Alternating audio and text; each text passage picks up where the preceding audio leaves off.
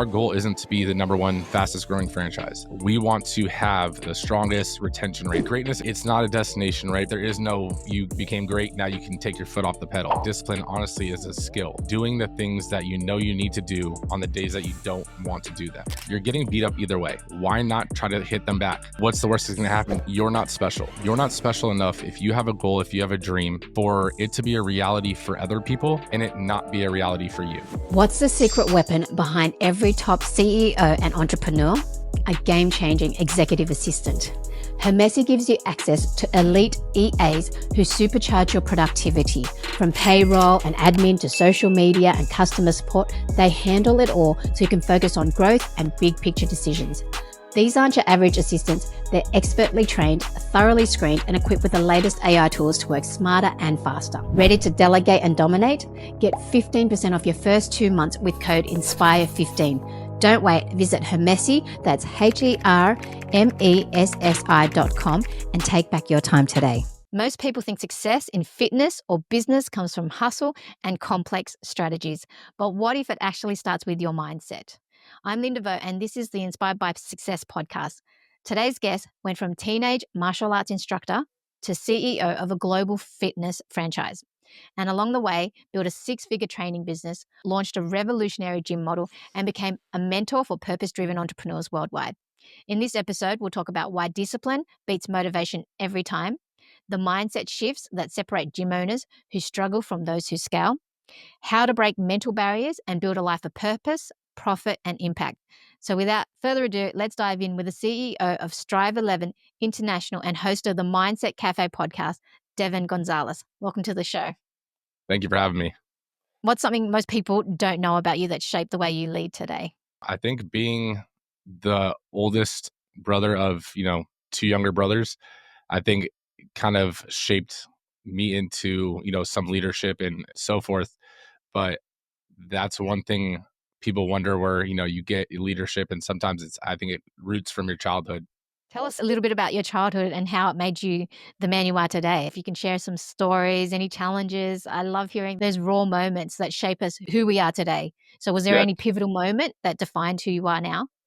No, definitely. I mean, you mentioned earlier, like everything started from martial arts, right? And that wasn't something that was my plan, right? And I actually did martial arts, took a break, and then my middle brother was getting into it. And my parents convinced me that, I needed to be the good older brother and essentially show him that there's nothing to be scared of. And in my head, I was like, what are you talking about? He doesn't have to fight the older kids like I do. Like going back to martial arts and getting my black belt and everything. Before I got my black belt, I was older than the younger kid group, but younger than the older kid group. So I was in this weird age where there wasn't a lot of kids my age. And so I always had to spar and fight with the older kids. And I started getting private lessons with one of the coaches. And he basically pulled me aside and he was like, you're getting beat up either way, right? Now I want you to think about this. If you just sit there, you're going to get punched, you're going to get kicked, you're going to get taken down. Why not try to hit them back? What's the worst that's going to happen? You still get beat up. And that was that first mindset door being opened at the age of like 10 for me. And then once I got my black belt and everything, that kind of shifted what I really resonated with was not just the fitness, not just the self-confidence and so forth, but like the perspective you can get from just realizing the same situation from a different lens. Changing your perspective, I guess. Yeah. I'm curious to know more about the mindset foundations as well. So you've mentioned greatness is a habit, not a destination. So what's one small daily habit that's made a huge difference in your journey? I mean, greatness, it's not a destination, right? Because when you look at someone that's great, they're always striving to be great, right? There is no, you became great, now you can take your foot off the pedal, right? And so I think that all stems from showing up. And when people think and hear about just showing up, it's that first step where like, okay, well, I'm physically here. I showed up. It's like, that's not showing up, right? You have to be intentional with what you're doing. Like when I show up at home for my family, I'm there. I'm not on my phone. I'm not texting, watching Instagram, all that kind of stuff. Like I'm with my 3-year-old. I'm with my wife. That's the big thing is like when you're showing up, you're there, you're being engaged, and you're actually giving your 100% effort to your full ability. I like that. It's definitely hard in this day and age as well, especially with all the devices. Even like I find that because people get so addicted to their devices, you need that self-awareness to be able to be present with your kids. And I see it as parents as well, I am guilty of it, but, I see my kids on their devices and they get so caught up in it. It's hard to be present, but I guess we have to be the role models that Mm. they can look up to, and especially with discipline as well. I'm curious to know the discipline that you had to start martial arts at such a young age. How do you use that to shape the business and your personal life? Is that because it's just discipline and constant habit forming? Because to be able to continue doing martial arts and bringing that into a business form, it takes a lot of dedication. Some people give up after a while too. So, Mhm. what was that mindset shift, and how have you used that, applied that mindset in business and in life? No, definitely. I think that's a great question because people think that discipline is just a trait that some people have. And I think that discipline honestly is a skill, right? It's something that you develop, and you develop that skill through doing the things that you know you need to do on the days that you don't want to do them, right? And over time, that does get easier, but it never becomes easy, right? If you run every morning, it's not like you're going to wake up and want to run at 365 days a year. There's days that are going to be harder than others. And I think for me at a young age, I had the message instilled in me from my dad. Basically, you don't give up, you complete what you start, right? Like with martial arts, if I, got my black belt, didn't want to do it anymore, at least I finished. Like there was a destination in that. Doing that and knowing that I had a destination that I could finish at, it was like it didn't matter what I felt. If I didn't feel like going, I did feel like going. I just showed up and I gave it everything I could. And that's the big thing too, is like when people show up, they're spending their time there, right? But if you're not really showing up, you're not giving your full effort, then it's like, what's the purpose of it? Like our time is the one thing that we don't get back. And why would you waste that on something that you're not going to be doing to your full and best abilities? Yeah, that's definitely very powerful there. I'm curious to know about your business, and I'm passionate about business. And one day I'd love to have a franchise globally as well. So I want to talk about, first thing, chasing big goals. We know it's exciting and we have visions as leaders. How do you stay grounded and fulfilled? And let's take it back. How did you start the franchise? And can you give us any strategies and tips? And how did that journey begin from doing it to be able to build that franchise globally? No, definitely. And for me, I always like to do the path least traveled, right? And so I was going personal trainer, and me and my business partner opened up the gym. It was at how many trainers essentially open a gym. And then from there, the goal was always to franchise, because how many gym owners actually take the step and launch a franchise, let alone actually start to scale it, right? Because doing the paperwork to say you're a franchise is one thing, but actually getting a franchise, it was a lot harder than anticipated. And so that's the big step, is like realizing that there are ups, there are downs. There's days that you want to throw your computer against the wall, right? But knowing that, what is the purpose that you started this journey, and remembering that that is the reason why you're sticking through the tough times. And so for me, the way that I stay grounded is being involved, right? And knowing that when I see anyone on the team and they're growing and they're improving, like that is a huge rewarding feeling to me, because I got to have a little fraction of their personal development journey, even with the members. Like that was why I loved personal training and even got into the field, because originally it started as a college job.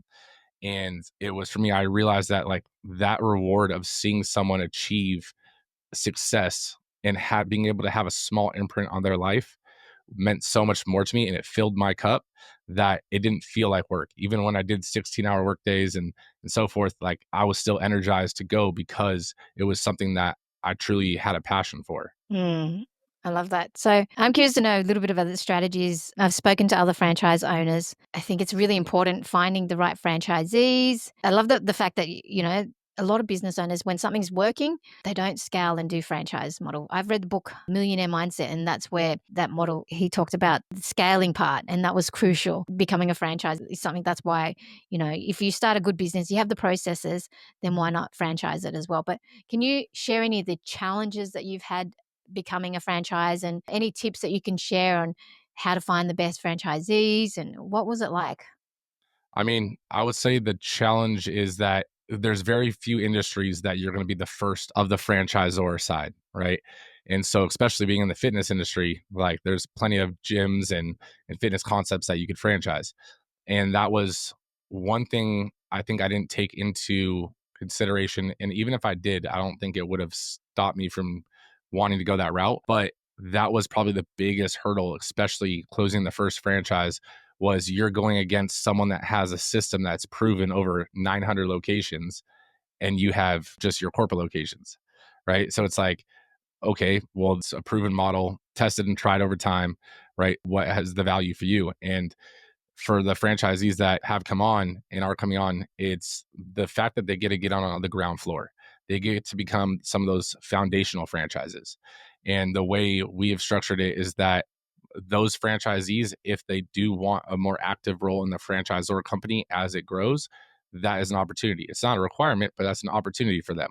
So now they get to have a say so in the actual business side of it versus just the turnkey blueprint model. Even before we sold our first franchisee, we were very selective on our franchisees because the gym, especially with our boot camp style model, it's a very culture based business, right? The gym culture, the gym energy, and the vibe that you have in there is really tight and it's almost like sacred, right? If you come in and there's no personality or community, then your gym's not going to grow.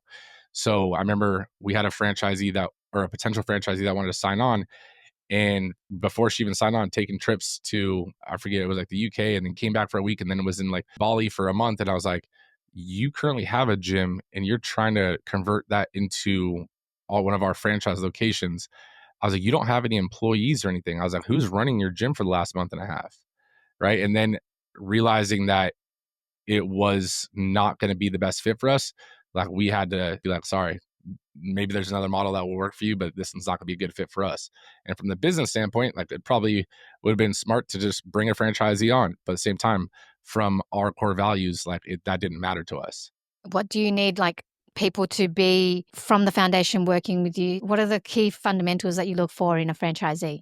For us is the core value, like alignment, right? The business model is great, right? And numbers are numbers. But for us, more than that, it's like your number one reason you should be opening up a gym franchise for us is you want to be impacting other people's lives. And if that's not in your even ballpark of why you want to do this, then it's probably not going to be a good fit because you're going to be thinking dollars when you should be thinking of impacting lives. The dollars come, right? And so if someone is just all about numbers, all about the numbers, it's like that is going to be resonate with the team, and you are going to build essentially a sales team organization, and you're not going to build a community. Oh, that's good to, and also, I guess culture fit is one thing there too, but no, thinking about people first. I like that. That's very powerful as well because some people just think about profits and the numbers as well. I mean, for us, like our one of our biggest things, and we actually like we're true to it, is like our goal isn't to be the number one fastest growing franchise. I can care less about that, right? Our team can care less about that. It's we want to have the strongest culture, the strongest retention rate, like all those things because we brought on the right people. And if that means we lose 5 potential franchisees and gain one solid one, I'm all for it. I like that long term growth and sustainability, but keeping people on for long term because they're like your partners. So it just gives me ideas if I ever want to do the franchise model as well, what to look for as well. But leadership and team building, that's super important as well. So, can we talk about your leadership style and how has that evolved as your business has grown? Definitely. And I think it's important, especially for business owners that are solopreneurs, right? Because that's even how I started off. I had a personal training company, then it evolved into a gym. And when you're a solopreneur, like you wear all the hats for the most part, right? And then becoming a business owner and having employees and staff and everything like that, like you have to realize like you can't wear all the hats.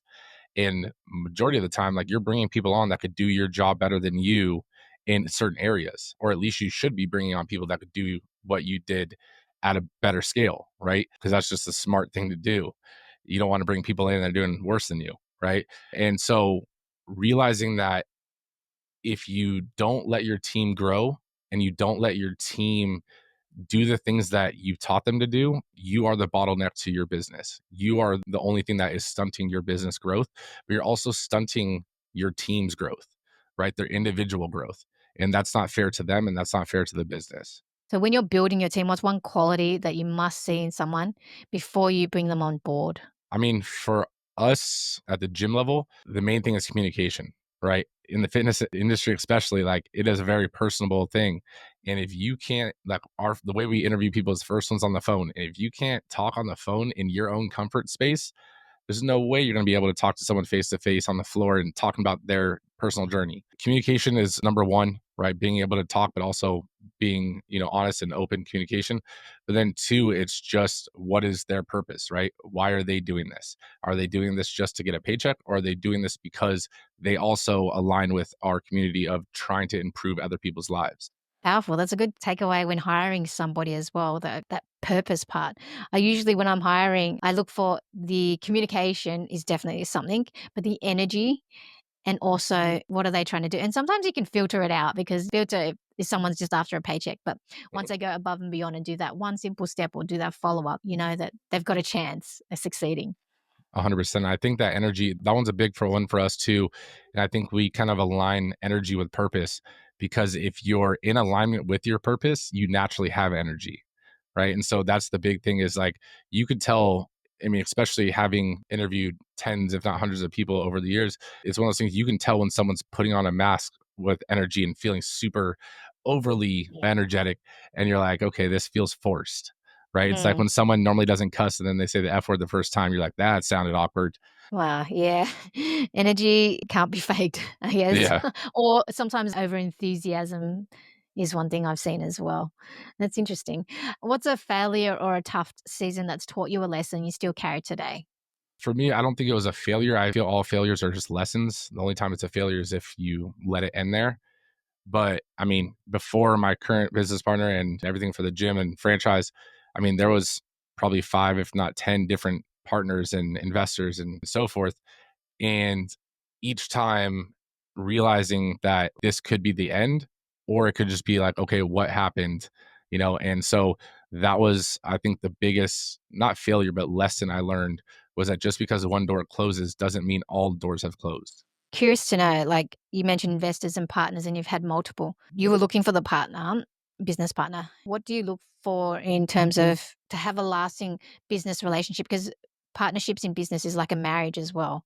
And so you were looking for partners in business. What was that like? And now, what have you learned from that? What do you look for in a partner when it comes to a successful business partnership? You can't partner with someone that has the same strengths as you. And that was one of the things I was doing wrong in the beginning. It was like, we're both trainers, or we're both work in the same gym, whatever the case may be. And we both were great at X, but we both sucked at Y and Z. Well, that doesn't really help. Right. So I think the first thing is getting a business partner that is strong where you're weak and vice versa, because now you guys complete the circle. But for me, I mean, with my business partner now, like how I came to terms with, wanting to go with him, because I was actually going to just do it by myself. And I actually coached him for a bodybuilding show, and seeing him work two jobs and still show up at 8 p.m. at night and, get all the workouts done, eat the food, even though he complained and texted me, do I really have to eat this? And I was like, is it on the meal plan? And he said, yes. And I was like, well, there's your answer. But he did it regardless. And he had a huge transformation in 12 weeks and walked on stage. And after that show, he actually started getting into personal training. And I was like, man, that's rare. You find someone with that kind of work ethic, with that dedication, and his life was impacted. And now he's trying to impact others. So all my kind of check boxes were checked. And he is definitely more compassionate than I am, where I'm very straightforward. I try to be as compassionate as possible, but I just tend to come off a little more straightforward. Right. And so that's definitely one of the things that we complement each other on. And knowing that I'm more of a visionary and he's more of an integrator, it kind of just all started to work out over time. The synergy is great. When I hear there's always got a bit like in partnerships when somebody is the visionary and someone is the operator and they work together and they mesh too. So that's very interesting. You've mentioned your mission is to impact as many people as possible. How do you personally define and track that impact? If it's, in my opinion, if it's truly your mission, like you're not counting how many lives, right? Because there's a ripple effect to this. That's my goal. And that was one of my goals, especially with franchising, was not just because it's a great business move and, to scale and so forth, but thinking about it at like three layers deep, I'm getting to impact someone else that wanted to become an entrepreneur, right? And I'm getting to help them on their journey and help them financially and so forth. But now all of their team that they hire, I'm getting to have a ripple effect on their lives as well, hopefully for the better. And then all of the members at that location, even though they're not my direct members, like I get to have a small ripple effect on their transformation from the model and from the program that we've created.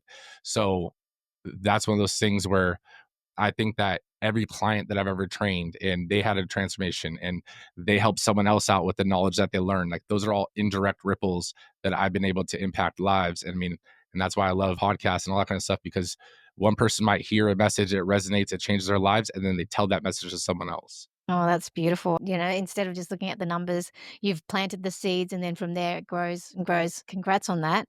I'm curious to know about your vision and what are you inspired to achieve in the next 10 years? What does that look like in terms of the franchise model? How will you become fulfilled? I'm already fulfilled. I think that's something, if you're in line with your purpose, like your cup should be constantly being filled up where you're able to pour into other people's cups. But I think for like the 10-year plan to your question is that the franchise continues to grow. Like the team that I currently have continues to grow with us and being able to, my thing whenever I hire someone on is I ask them what their dream job is.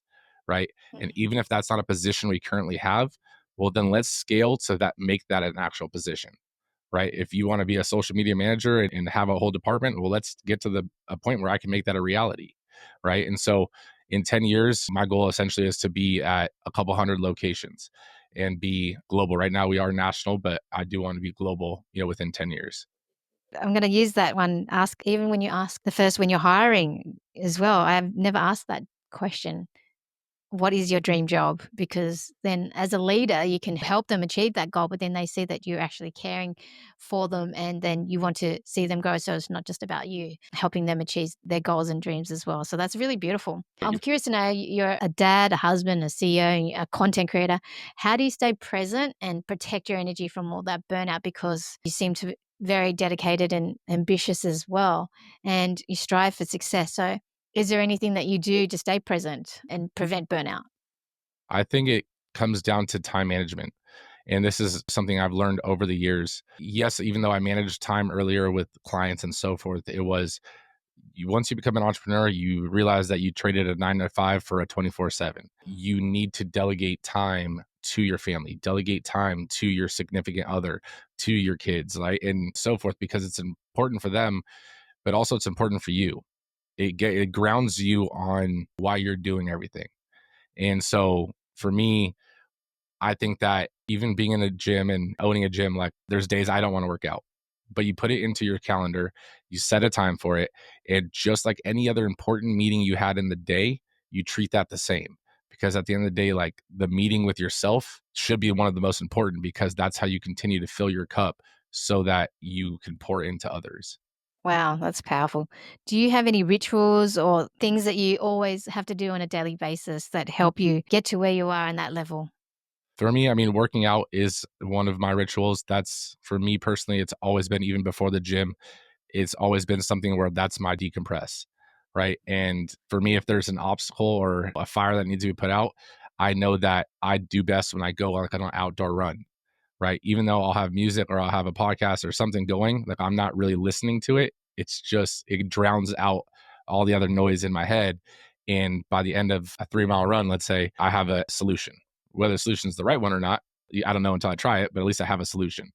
So for me, I think those are the rituals because trying to show up for your family, especially, I have a 3-year-old and I have one on the way, and that's a lot of energy, right? And if you go from a stressful environment like being an entrepreneur straight into that stressful environment of high energy, high, let's go, go, go, go, go, it weighs down on you. So being able to do something that's just for you and split it up, it lets you kind of decompress away from work and lets you re-energize essentially for them.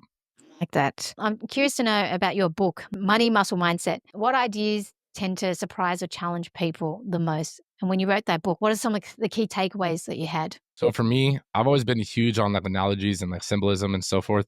So the first one being that there's 11 chapters because my business is Strive 11. And then for me, I've always been huge on mindset, like we've been talking about. So I think that everything begins and ends with your mind, right? If you believe you can achieve something, you can. But the moment you stop believing, then that's when it becomes impossible. So the first chapter and the last chapter are on mindset. to kind of symbolize that, beginning and end. But then for me, everything throughout the book was, I wanted to create another sense of a give back. So everything in the book is essentially what I would have wanted to have opening my first gym, right? And not just like, oh, you need to do this, then step B is do this. It's what you need to do along with what happens from the mental side of it as well. What happens from the physical side, right? And so throughout the book, I've actually have like hand drawn diagrams and stuff. And believe me, I'm not an artist. Ready to revolutionize your content game? Meet Modern IQ, the AI tool that creates SEO optimized, plagiarism free blog posts with just one click. No more writer's block or endless hours of content creation. Generate high quality articles that boost visibility, save time, and slash marketing costs. Whether you're a startup or an established business, this tool is your content team, marketing expert, and SEO guru in one. Click on the link in the description to claim your free article and join forward-thinking entrepreneurs who are working smarter, not harder. The future of effortless marketing is here. Are you ready to dive in? So some of them, you might think my 3-year-old did it, but no, it was me. And then I have QR codes in there as well. Like every chapter has a QR code. And first thought when people see that is, okay, well, I'm gonna have to input my email address and so forth. You don't.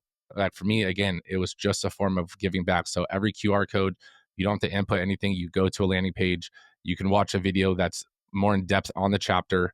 It's, me talking about the chapter in depth. And then there's a downloadable resource thing. Again, you don't need to input anything to get it. It's just a tool that correlates with that chapter.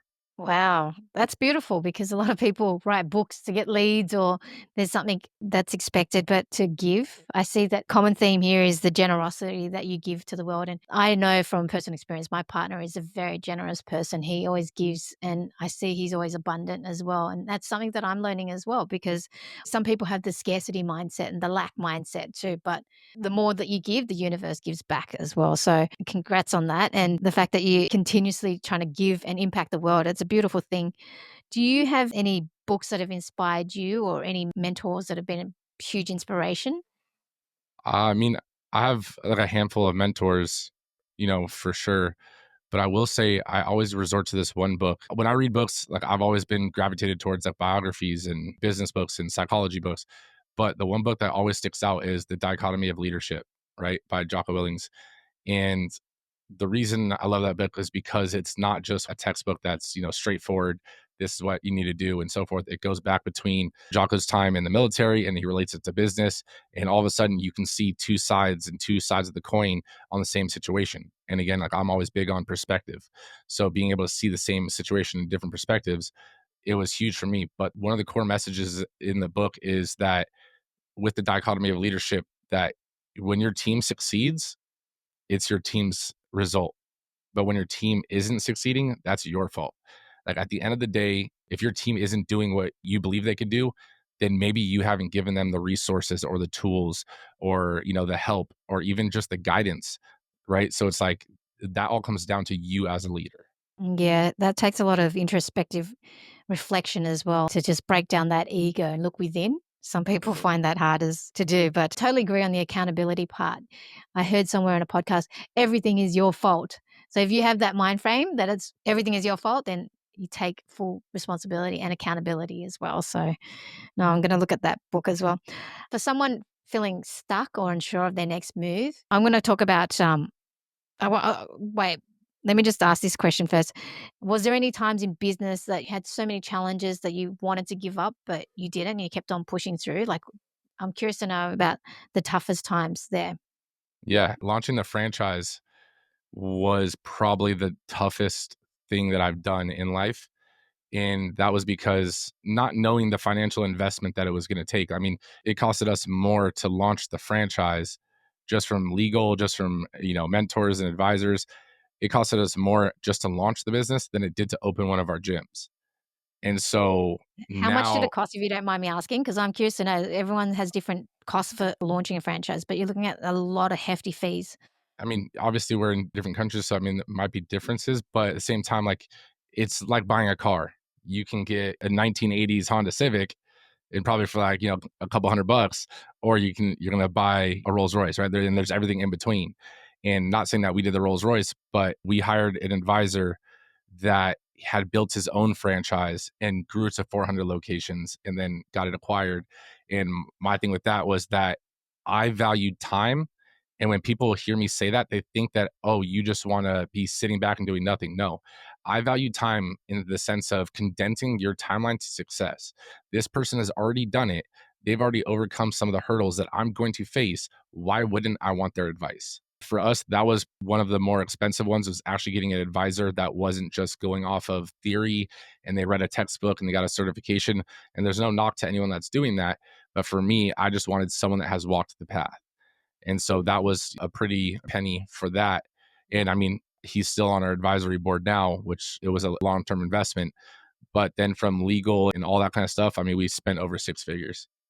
When you mentioned that, it reminded me of Alex Hormozy, how he mentioned, because he was in the gym world as well, he just hired somebody for the Facebook ads to learn everything, because getting an expert in to help you do the things that you want to do and they've already done it successfully, that's just going to save you so much time. So if you have that extra money to be able to invest in that advice, I think it might go a long way. By the sounds of it, your advisor helped you in many ways, right? Yeah. And like, I think that was still the hardest part because, to answer your original question of that, was the gym was obviously a big investment, but that was the franchise was a huge investment that I convinced my business partner that this is the right next step. Doing it, there was 6 months of building it out, all the infrastructure where that was 18-hour days of me just building out manuals, building out everything that we needed to build. And then it was like, okay, now we're do a soft launch. Nothing happened for 6 months. And then it was like, all right, let's go full force. And then it took 12 months, essentially 12, 13 months to close our first franchise sale. And that was one of the hardest things that I've done because there was so many mental battles throughout that 13-month period where I was like, man, did I make the right move? And you don't get a return on investment. You can't ask for a refund. Like, you're here and everyone knows that you just launched the franchise too. So, because you're promoting it. So it's like, if you're not successful, also everyone knows. So it was one of those ones where it's like, you just have to show up and actually show up regardless of what's going through your head. And then all of a sudden we closed one, then we closed two, and now we're still growing. It's like, it just takes time sometimes to get over that hurdle. How did you get your brand out? Because you mentioned that it took that long. Did you just do it word of mouth? Because I'm just curious to know, in terms of promoting now, you can use ads, you can do podcasts and whatnot, but what's worked for you in terms of promoting your franchise and getting the brand out there so that people are aware and want to become a part of the franchise model, like your franchise model? I have my own podcast as well, but that was mainly for like the gym members. And so coming as a guest onto other people's podcasts was a little bit later. But the only thing for us that we were really doing in the beginning was essentially like franchise portals and, getting leads that people went to these portals. We've since stepped away from those because it's just, again, if anyone's in the industry, sorry to say this, but it's just a dirty industry across the board. And not saying every company is like it, but we definitely have used a handful of them. And the same thing happens with majority of them. And it was just like at $40, $50 a lead, it was not really worth it. And you get charged for the lead, whether the person answers or doesn't answer, as long as the phone number and the email address is good, it's a charge. So that was a portal, franchise portals. Mhm. Those platforms must make a lot of money. Exactly. And that was the thing. It was like, I had to reflect on, I mean, the thing I'll tell you what my biggest disturbance was is that if you type in Google and you type in, I'm not going to name any names, but if you type in, let's say, a franchise portal's name, the first thing you're going to see is their Google sponsored page, right? Now, what you get sold on as a franchisor is that people are going to go to the portal. They're going to be able to click your bio and see all these videos, the pictures, all the stuff you put into this thing that you built. That's on their regular website, but on their landing page for the Google sponsored one, they created a separate landing page that's not part of their website. All they can do is click for more information. They can't see anything else about your business. So now all of a sudden a person is interested, they click 10 people that they're like, "Oh yeah, I want to learn a little bit more." They send it in. Now the lead portals get to charge 10 people $50. And all of a sudden now all the franchisors text them. That's obviously annoying as, a franchise lead getting blown up out of the gate. So then they get upset and don't answer, and it's not super fun. I mean, that's a learning lesson as well. And thank you for sharing. I appreciate that. So then eventually what worked? I mean, that still does work, but it's like in the numbers, right? You're going to spend a lot before you get that one person. And so, I Mm. mean, we did get a couple people from that, but for us, it was like, I would rather not go through all these. I'd rather create ad campaigns. And we're actually, this year, we're trying out a little bit different approach, and we are going to do some campaigns, but we don't want to be like every other model where they're just posting up something and then just getting a million leads. It's like, trying to convey a different message is difficult. But we're actually going to be going to expos. We're going to be going Yeah. to, there's an expo in July that isn't a franchise expo. Because again, like that's thinking of like your industry versus just the franchise industry. Yeah, when people go to a franchise expo, they're looking at all the franchises. But same thing when they do the portals, they're clicking you and maybe a car wash and maybe a restaurant, and they're just getting all this information. They're not aligned with the core values that we're looking for. So the expo that we're going to is actually a fitness expo. And as of right now, we're the only franchisor that has decided to go to that fitness expo, and they are a global company. But I figured that these are trainers, these are coaches, these are current gym owners. This is essentially my target market. Why Mm. wouldn't I want to set up a booth there?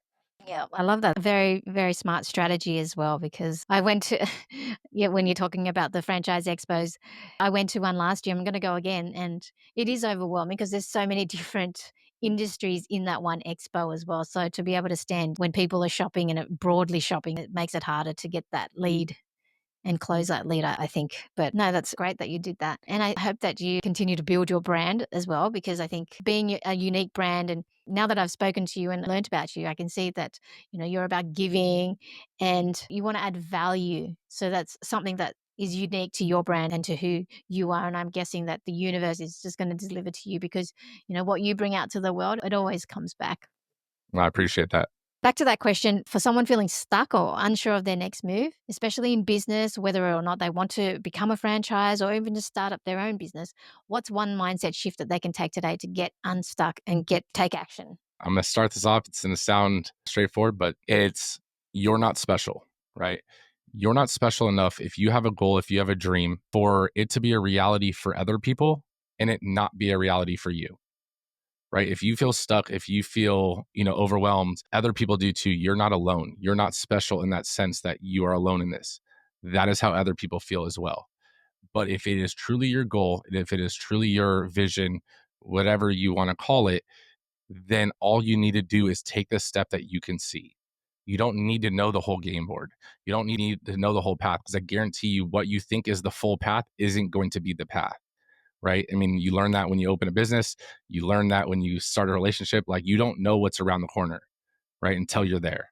So just take the one step forward that you can see. That's powerful. That's beautiful. Looking back at your life, is there anything that you regret doing? Is there something that you could have done differently, whether that be in business or even your personal or your mindset? If you could go back into a time machine and you can change it, what would that be? Two parts, I guess. One, I'll say that overall, no, because I feel that every mistake, every, some people would call regret, has shaped who you are today, right? And without those, you wouldn't be the person that you've become. So don't dwell on the past. All you can do is, move forward with the future. That's why with like a car windshield is so big and the rearview mirror is so small. I don't always look back in the rearview mirror. But what I will say is that if I did have a time machine, if I could change one thing, I did have a friend when I was in a fraternity. He was telling us to buy Bitcoin when it was literally a dollar, or it was like a penny or something, and he was like, just put $100 in. And I was like, no, that is sounds so dumb. No, looking back on that, if I would I would have slapped myself and like, put the $100 in. Like, Mm. I promise, I promise. Yes, I've heard that one before too. When I asked somebody once one biggest mistake, and they said not buying Bitcoin. So I totally agree. I mean, it's never too late to start, but wow. Do you have investments as well aside from the franchise and business? Do you invest in other things? The business, I mean, those are investments, but through stocks, through other stuff. One random thing that I do actually like is I have like physical gold, physical. I bought physical platinum just because I thought it was cool and unique. And I was like, that probably wasn't the best move, but it was still, I was like, platinum, that's so cool, right? But silver, all that kind of stuff. I will say that for those business owners, this is something I learned through networking, through everything, is that You could have a business savings account, even high yield savings account. That's awesome. But what you can also do is if you already have a stock portfolio with, majority of the companies, is you can actually, if your business is an LLC, doesn't work if it's an S corp, but if it's an LLC, you can actually open up a special brokerage for your LLC. And so we actually have an LLC brokerage account for the gym that acts essentially as our secondary savings. Are you using that for investments? Yeah, so we use that in like more like high yield, like dividend, like investments. And so our money that's sitting there when you get paid the dividends, that's just extra income that comes in. But I mean, that's something that most business owners don't realize because it's not really promoted. I like that. That's a smart strategy to making the most out of it with an LLC income so that it's tax efficient as well because Mhm. you're going to get taxed anyway. So you might as well invest in that money that the profits from your business into something else. That's very, very interesting. And yeah, the platinum and gold is at an all-time high. I love learning about investments too. Business and investments. Is there any key message that you want to leave the audience? Anything that I've missed that you want to share? Going back to, I'll say like one more part of like the you're not special is that other people that have achieved your goal, like I want you to realize that that's your living, breathing testimonial that maybe it's not your reality right now, but it can be. Right. And this was a realization and a perspective shift that I had when me and my business partner were driving one time and we passed these houses. I forget where we were going, but past these houses that were like $20 million homes. Like I Zillowed it because I was interested. And I was like, goodness, like this is like 20 million. This one's 15 million. And then he was like, that's impossible. Why would someone ever buy that? And I was like, that light bulb flickered on for me. And I was like, just because the reality that you're currently in doesn't mean it couldn't be your reality. Like their reality, the people that own those homes, like that's the equivalent to you owning the home you own, right? So it's just a different reality and you can level up to that. But again, saying that it's never going to be a possibility, like you're already shutting your mind off to any opportunity that could lead to that. Love it. It's powerful. You got to definitely think big and have big dreams and goals as well. And Mhm. then just work towards those goals, even if it's just small steps. But at least you have something to strive for. And I believe in this is what I want to do is also get a vision board. And some people do meditate and just visualize in their mind as well. But to have that something that you strive for me, I think like traveling is something that I'm passionate about, traveling the world and just making an impact there and growing the podcast and yeah, just being a great parent and a great leader. That's how I define success and always being healthy as well. I'm curious to know, how do you define success? What does success personally mean to you? Success is for me, one, living the life that you want to live, right? And that can pertain to you want to have a stable job, you want to be an entrepreneur. If you're doing that, like you are living the life that you're already successful in a certain fashion, right? But success has tiers, right? And so, what kind of success do you want? And you need to be trying to improve yourself regardless of the tier. You need to try to become 1% better every single day. Like personal development for me, like in that whole thing, like that is success. Everything else falls in line. But again, everything begins and ends with you. And if you realize that personal development success is an endless, timeline, it's almost like the horizon. Every time you think you're getting to the end, all of a sudden it's just as far out. Right. So always working on improving yourself and realizing that you're never there yet. Yeah, never give up. It's very powerful. Finally, where can people find you and follow you? They want to connect. And my website essentially is just devangonzalez.com. Essentially, it's just a landing hub for my social medias. And instead of trying to give out all the handles and stuff, but majority of my handles are just my name, Devan.Gonzalez. Awesome. Thank you so much for your time, Devon. I wish you all the best with the franchise, and I hope that you continue to scale globally into multiple countries as well. Thank you so much for having me.